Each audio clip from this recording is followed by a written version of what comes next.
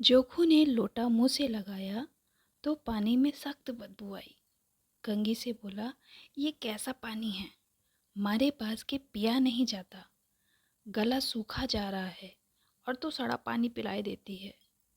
गंगी रोज शाम को पानी भरकर लाया करती थी। कुआं दूर था, इसलिए बार बार जाना मुश्किल था। कल जब वह पानी लाई तो उसमें बदबू बिल्कुल नहीं थी। आज पानी में बदबू कैसी? जब उसने लोटा नाक से लगाया तो सचमुच बदबू थी। जरूर कोई जानवर कुएं में गिरकर मर गया होगा। मगर दूसरा पानी आए कहाँ से? ठाकुर के कुएं पर कौन चढ़ने देगा? दूर से ही लोग डांट बताएंगे। और साहू का कुआं, वो तो गांव के उस सिरे पर है, परंतु वहां भी कौन पानी भरने देगा? कोई तीसरा कुआं गांव में है नहीं। जोकू कई दिन से बीमार है। कुछ देर तक तो प्यास रोके चुपचाप पड़ा रहा। फिर बोला, अब तो मारे प्यास के रहा नहीं जाता। ला थोड़ा पानी, नाक बंद करके पी लूं। गंगी ने पानी नहीं दिया। खराब पानी से बीमारी बढ़ जाएगी इतना जानती थी, लेकिन ये नहीं जानती थी कि पानी को उबाल देने से उसकी खराबी जाती रहती है। बोली, ये पानी कैसे पियोगे? न जाने कौन सा जानवर मरा है। कुएं से मैं दूसरा पानी लाए देती हूँ। जोकू ने आश्चर्य से उसकी ओर देखा। पानी कहाँ से लाएगी? ठाकुर और साहू के दो कुएं तो हैं, तो क्या एक लोटा पानी भी न भरने देंगे? हाथ पांव तुड़वाएगी और कुछ ना होगा। बैठ चुपके से, ब्रह्मा देवता आशीर्वाद देंगे। अरे ठाकुर लाठी मारेंगे और साहू जी एक के 5 लेंगे। गरीबों का दर्द कौन समझता है? हम तो मर भी जाते हैं तो कोई द्वार पर झांकने ही नहीं आता है। कंधा देना तो बहुत बड़ी बात है। ऐसे लोग कुएं से पानी भरने देंगे? शब्द कड़वे थे, लेकिन फिर भी गंगी ने पानी पीने नहीं दिया। रात के 9 बजे थे। थके मांदे मजदूर तो सो चुके थे। ठाकुर के दरवाजे पर 10-5 बेफिक्रे अब भी जमा थे। मैदानी बहादुरी का ना तो अब जमाना ही रहा और न ही मौका।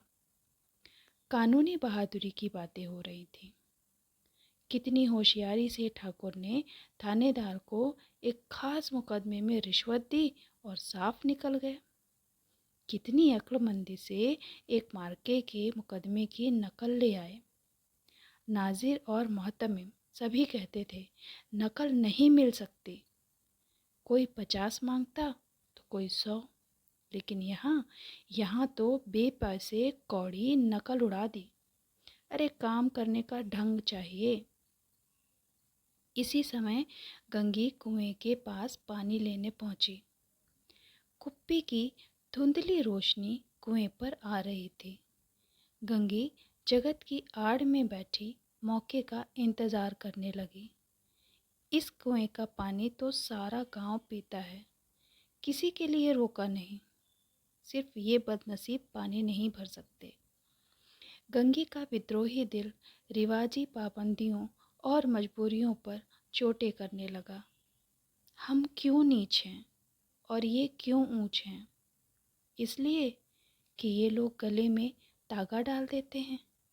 यहाँ तो जितने हैं एक से एक छठे हैं। चोरी ये करें, जाल फरेब ये करें, झूठे मुकदमे ये करें।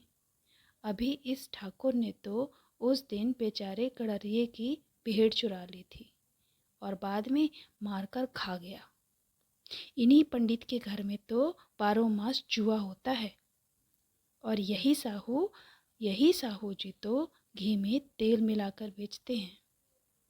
काम करा लेते हैं, मजूरी देते नानी मरती है। किस किस बात में हमसे ऊंचे हैं ये? हम गली गली चिल्लाते नहीं कि हम ऊंचे हैं, हम ऊंचे हैं। कभी गांव में आ जाती हूँ तो रस भरी निगाहों से देखने लगते हैं, जैसे सबके साथ छाती में सांप लौटने लगता है। पर घमंड यही है कि हम ऊंचे हैं।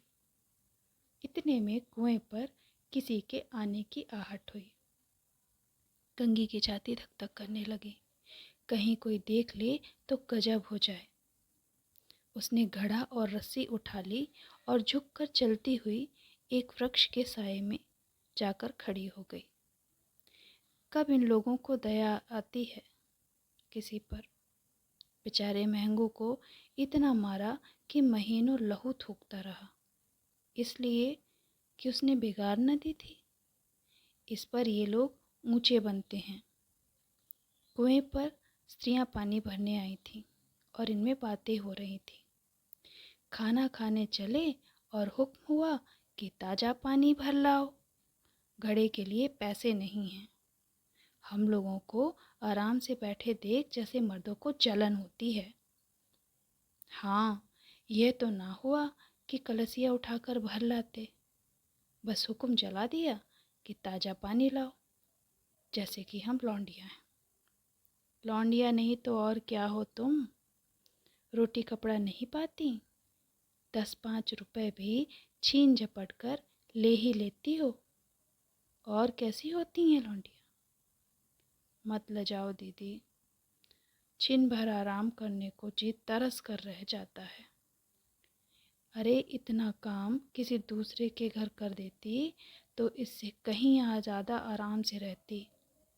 ऊपर से वह एहसान मानता वो अलग। यहाँ तो काम करते करते मर जाओ, पर किसी का मुंह सीधा ही नहीं होता।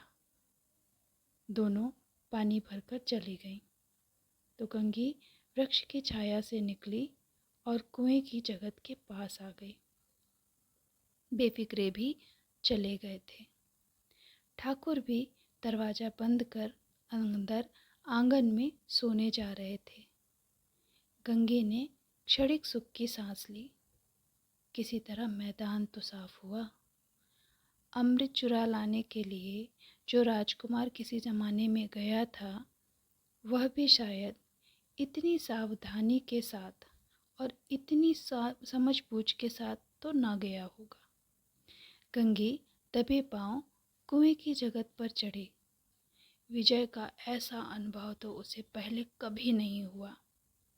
उसने रस्सी का फंदा घड़े में डाला और दाएं बाएं चौकन्नी दृष्टि से देखा, जैसे कोई सिपाही रात को शत्रु के किले में सुराग कर रहा हो। अगर इस समय वह पकड़ ली जाती ना, तो फिर उसके लिए माफ़ी या रियायत की रत्ती भर भी उम्मीद नहीं थी। अंत में उसने देवताओं को याद करके अपना कलेजा मजबूत किया और घड़े को कुएं में डाल दिया। घड़े ने पानी में गोता लगाया, बहुत ही आहिस्ता, जरा भी आवाज़ न हुई। गंगी ने 2-4 हाथ जल्दी जल्दी मारे। घड़ा कुएं के मुंह तक आ पहुंचा। कोई बड़ा शहसोर पहलवान भी इतनी तेजी से नहीं खींच सकता था। गंगी झुकी कि घड़े को पकड़कर जगत पर रखे कि एकाएक ठाकुर साहब का दरवाज़ा खुल गया। शेर का मुंह इससे अधिक भयानक न रहा होगा। गंगी के हाथ से रस्सी छूट गई। रस्सी के साथ घड़ा धड़ाम से पानी में गिरा और कई क्षण तक पानी में हिलकोरे की आवाज़ें सुनाई देती रहीं। ठाकुर कौन है पुकारते हुए कुएं की तरफ आ रहे थे और गंगी जगत से कूदकर भागी जा रही थी। घर पहुंचकर देखा कि जोखो लोटा मुंह से लगाए वही मैला गंदा पानी पी रहा है।